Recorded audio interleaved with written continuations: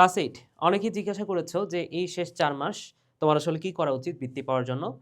তো বৃত্তি পরীক্ষার যে তারিখ সেটা কিন্তু ঘোষণা হয়ে গেছে। মোটামুটি অনেকেই বৃত্তি প্রিপারেশন শুরু করেছো বা করবা।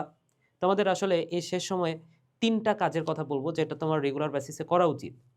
তো ১ম কাজটা হচ্ছে যে তোমার মেইন বইটা পড়তে হবে এবং অবশ্যই সেটা বুঝে, বুঝে পড়তে হবে। ওকে? সো মেইন বইটা তো পড়ছো, রাইট? মেইন বইটা তো এতদিন পড়ছো। এখন যে অংশটুকু বাকি আছে তোমার কাজ হবে সেই বাকি অংশটুকু শেষ করা। যা কিছু পড়ছো এর মধ্যে থেকে যদি কোনো কিছুর সমস্যা থেকে থাকে সেটা সলভ করা, যে সমস্যাগুলো আছে সেটা সলভ করা এবং তোমার কাছে যদি মনে হয় যে না বেসিকের ঘাটতি থেকেই যাচ্ছে, এখনো বেসিকটা পুরোপুরি ক্লিয়ার হতে পারি নাই, বইয়ের প্রত্যেকটা বিষয় কি বোঝাচ্ছে, প্রত্যেকটা টপিকের প্রত্যেকটা ওয়ার্ড কি মিন করতেছে সেটাও এখনো বুঝতে পারতেছি না বা পড়ালেখাটা গোছানো নাই, সেক্ষেত্রে তুমি যে কাজটা করতে পারো সেটা হচ্ছে কিছু ক্লাস করে ফেলতে পারো।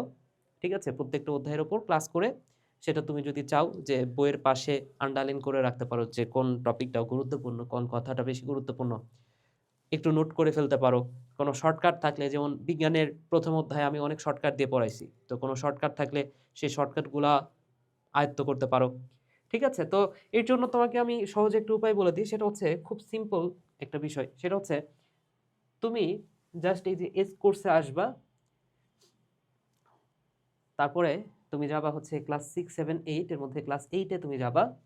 যাওয়ার পরে এই যে শিওর স্কলারশিপ যে 2.0 এই কোর্সটা তুমি এনরোল করতে পারো আরকি। ঠিক আছে? করতেই হবে ম্যান্ডেটরি এরকম কিছু বলব না। তুমি চাইলে করতে পারো। কারণ এখানে আমরা যে কাজগুলা করব, ঠিক আছে? যেমন এখানে কি থাকবে? Chat plus compact live class থাকবে, ৩০ প্লাস লাইভ ক্লাস থাকবে। ঠিক আছে? ২০০ প্লাস এক্সাম থাকবে। এছাড়াও গত বছরের যে টিডব্লিউটি অর্থাৎ টক উইথ টিচার্স, অর্থাৎ আমরা স্টুডেন্টদের সাথে সরাসরি কথা বলে তাদের সমস্যাগুলো সলভ করেছি পরীক্ষার আগ মুহূর্তে। তো পরীক্ষার আগ মুহূর্তে তো অনেকেই অনেক সমস্যার মধ্যে দিয়ে যাও, তাই না? সো এই প্রবলেমগুলা আমরা তোমাদের সলভ করে দিব। ঠিক আছে? তো এই কোর্সটা করতে পারো। এই কোর্সে করলে যেই কাজটা হবে, যেহেতু এটা একদম বৃত্তি পরীক্ষা ডেডিকেট করে এই কোর্সটা সাজানো হয়েছে, তো তোমার মনের মধ্যে একটা বিষয় থাকবে যে না আমরা বৃত্তি পরীক্ষার জন্য পড়তেছি বা তুমি পড়তেছো বৃত্তি পরীক্ষার জন্য। তো তখনই আর সাথে, সাথে তো তোমার মেইন বইটাও পড়া হচ্ছে। কারণ সেইখানে আমরা মেইন বইয়ের পাশাপাশি প্রশ্ন, হুম, গত বছরের যে প্রশ্ন সেটা সলভ করব। সো সবকিছু একবারে ওভারঅল একটা কোর্সের মধ্যে হয়ে যাচ্ছে। তো তোমার বেসিকও ক্লিয়ার হচ্ছে, সবকিছু ক্লিয়ার হচ্ছে।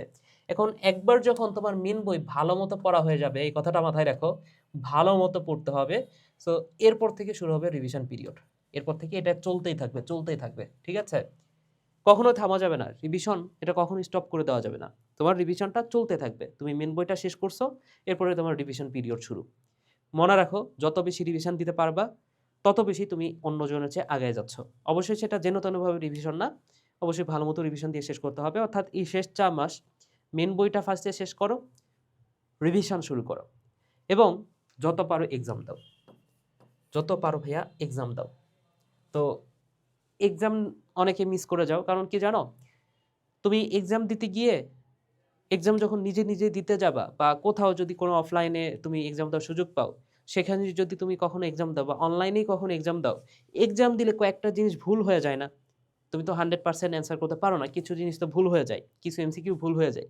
তো ওই সেম এমসিকিউটা ভুল যেই এমসিকিউটা ভুল হলো, এটা তুমি যখন মেইন এক্সামে যাবা অর্থাৎ বৃত্তি পরীক্ষার যে এক্সামটা, সেখানে গিয়ে ভুল করার পসিবিলিটি কিন্তু সেই মানে থাকবে না। তুমি যদি ওই জিনিসটাই আগের এক্সামগুলোতে ভুল করে আসো, বৃত্তি পরীক্ষায় যদি সেম কোশ্চেনটা চলে আসে তোমার কিন্তু ভুল হবে না। এ কারণে এক্সাম দিয়ে নিজেকে যাচাই করে রাখতে হয়।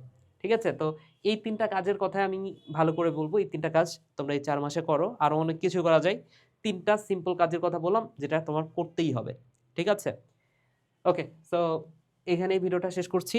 তোমাদের কাছ থেকে একটা সাহায্য চাই, সেটা হচ্ছে যে তোমরা কিসের উপর আর মানে ভিডিও চাও আরকি। কারণ গত বছর তোমরা যে টপিকগুলার কথা বলতেছো, গত বছর আমাদের অনেক কনটেন্ট আছে ওই টপিকগুলা নিয়ে বানানো। ঠিক আছে? তো তোমরা কি জানতে চাচ্ছ সেটার উপর ভিত্তি করে পরের ভিডিওটা বানাবো। তো তোমরা হচ্ছে কমেন্ট করে জানাতে পারো বিষয়টা।